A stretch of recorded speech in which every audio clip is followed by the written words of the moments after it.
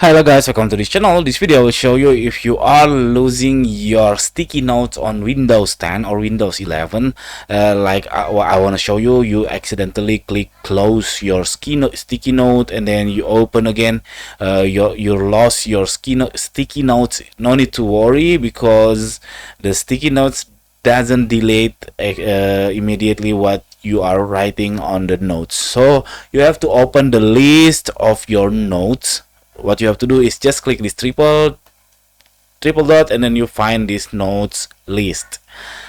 See, this is all my notes that I write in the past, that it's not really deleted automatically by the Windows, but if you are click this right click and then delete notes, it will be permanently delete the notes.